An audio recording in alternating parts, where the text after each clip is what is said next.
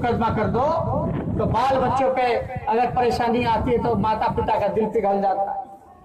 तो आप समझिए आज मेरे ऊपर 35 मुकदमा है, हमको पता नहीं कि क्या किए हमको। आप एक चीज समझ जाइए, मेरे माँ पे मुकदमा है, मेरे भाई पे मुकदमा है, मेरी 7 बहनें, 7 बहनों पे मुकदमा है। 7 बहन है तो 7 जीजा जी है ना, सबका शादी हो गया तो उन पे भी मुकदमा है। अब 7 बहन है तो सबके समधन समधी भी है, तो 7 के हिसाब से 14, कोई बचा नहीं। समधन समधी ही नहीं, समधन समधी के रिश्तेदारों पे केस मुकदमा। अब आप बताओ, इस स्थिति में भी हम लोग लड़ रहे हैं किसके लिए? आप लोगों की, आप लोगों की परेशानी दूर होगी, संविधान बचेगा तो आप लोग रहोगे, नहीं तो फिर से एक चीज समझ जाइएगा कि सबसे ज्यादा खतरनाक इन लोगों का डिजाइन है।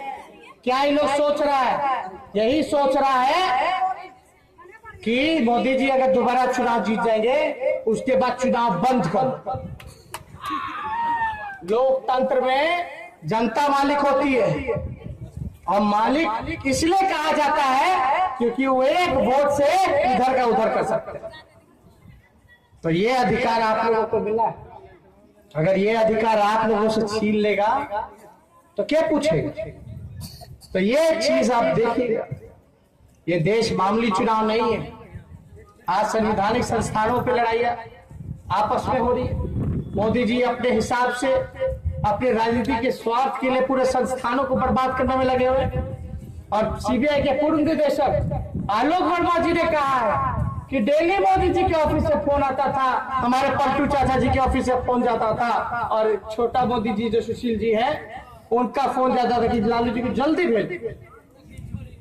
तो आप समझिए, जब सीबीआई डायरेक्टर खुद कह रहा है और उसको भी हटा दिया, तो आप समझिए कि क्या प्रधानमंत्री तो कोई परमानेंट रहने वाला नहीं है।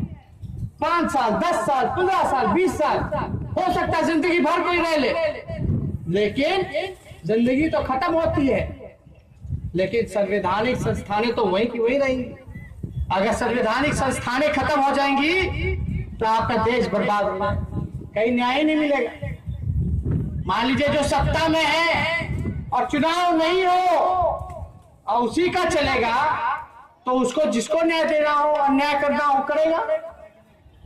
यही चीज के लिए संवैधानिक संस्थानों को रखा गया है। तो ये बात समझिए।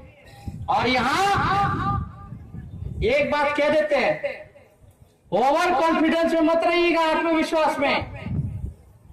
वोट पड़ने का आखिरी मिनट तक आप लोग बूथ छोड़ करके मत जाइएगा। हम कह देते हैं बड़ा मुश्किल हो जाएगा, क्योंकि ये लोग किसी भी प्रकार से इधर का उधर करा सकता है। ये सब पे विश्वास नहीं करना चाहिए। और यहां असली उम्मीदवार एनडीए की बात सुन लीजिए आप लोग। एनडीए